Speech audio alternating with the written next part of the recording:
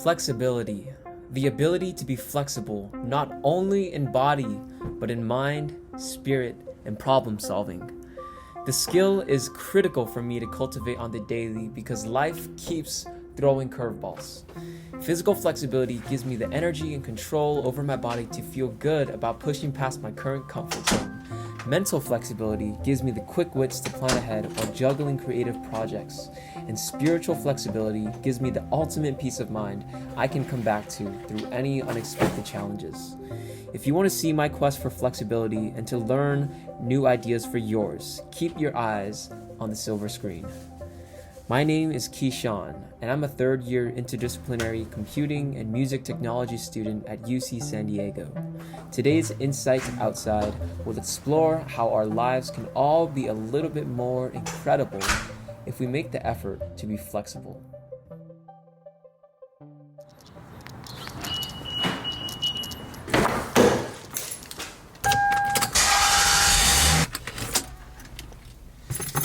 So one of the things about being a commuter student that's really hard at UCSD is finding parking. So I've had to do a lot of things and change a lot of things in my routine. And one thing of that includes having breakfast in the car and just getting here by like 7:30, because any later, like 15 minutes later, you're gonna have to park like a mile away and walk. Today I'm gonna share a couple more challenges that I faced around fitness, finding good study spots for Vietnamese, and also just feeling connected to UCSD.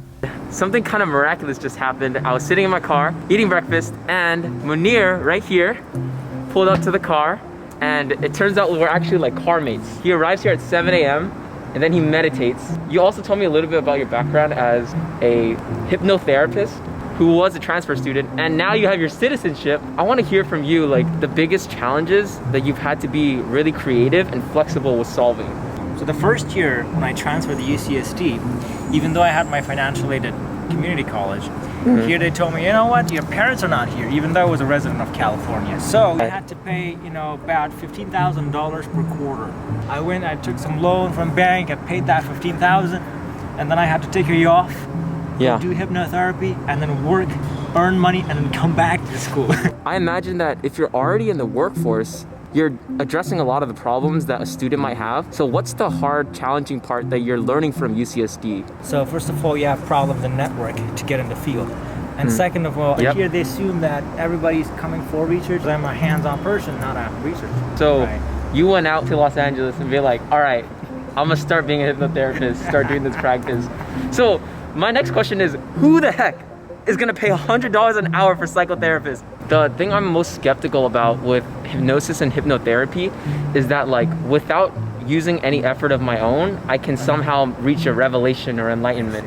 Qui-Shawn, that's a public misconception that they think, hypnotherapy is this magic pill. You want to do an exercise quickly for the people?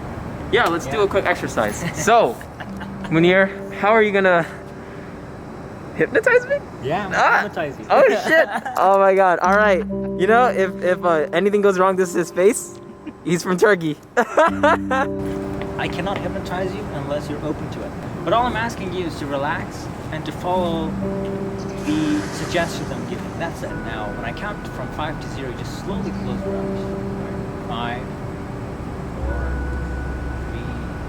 3, 2. Your brain goes into theta wave when you meditate, and your brain goes to theta wave when you do hypnosis. The difference is, in meditation, your purpose is to go nowhere. Your purpose is to just concentrate on one thing or nothing, right? To relax. Where in hypnosis, we're gonna relax you, but then I guide your focus to something you feel. Interesting. Whoa. So you were learning at a private institution and paying like extra tuition for that? Yes, that's what I did, man. But it's worth it. I had to, go through the GED thing, and I have to go to community college, and then I had to come here. So it took me about 5-6 years. Well, dude, congratulations on being here and having your final year. Thank you, man, for doing this video, and I hope it's beneficial for people. Yeah. And anytime you want to come for hypnosis, my office is right down the street in the Holiday Court, so you're gonna get a free ride for the first session. Right down the street. All right, thanks, bro. You're welcome, dude. Yeah.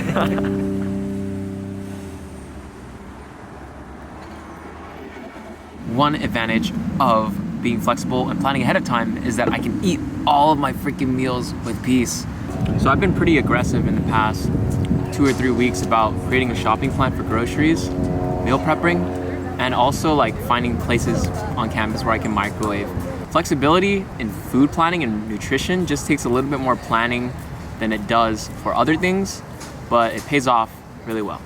Because I love eating, and not having a dining plan at school, low-key is pretty hard. I'm at Muirfield. So I got Terrance right here, and Terrance is part of the Wushu club that I've recently kind of joined and take more practices in. And we just finished a workout where we had some kicks, where we had some 5 stance, which is the basic Wushu form. And a lot of the things require a lot of discipline, but they also require a lot of flexibility. So I thought this was a great opportunity to ask, where have you gotten the most flexible in your body? But also, have you become more flexible in how you approach your challenges? I've been taught how to relax more because I usually like tense up.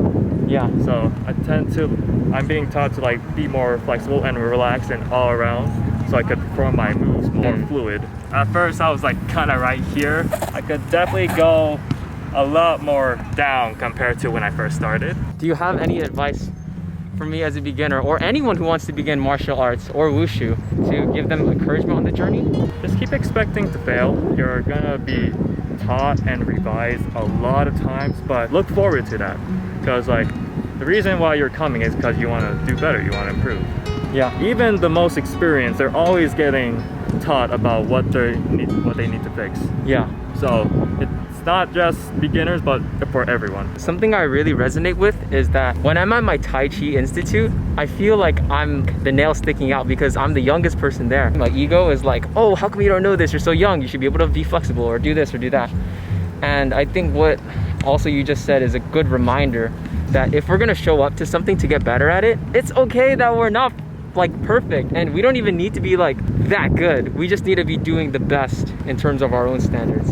You can still be humble and have that mindset of like, okay, I'm here to learn, and learning comes from not only myself and not only my teachers, but my peers as well. Use it. Use it to your advantage. Yeah. Thank you, Terrance. Really appreciate it. Yeah, of course.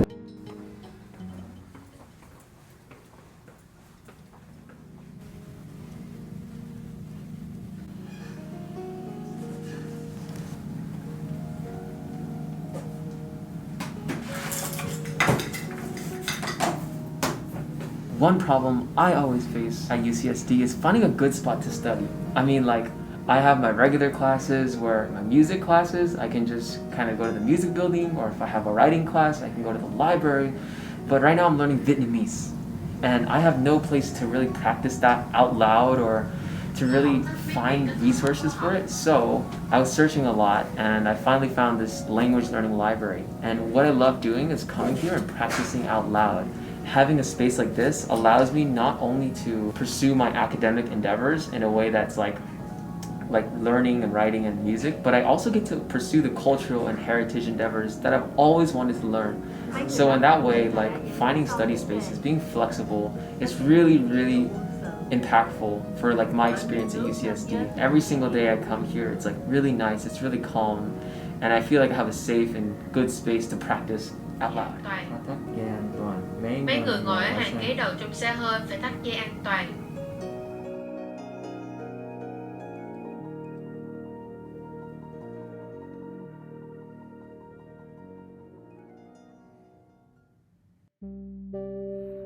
What did I find out from focusing on flexibility today? No matter how ready we are, there will always be setbacks that blindside us. So adapting is more important than having a bulletproof plan. And if every person and experience can be used as a teacher, we make the most of our days.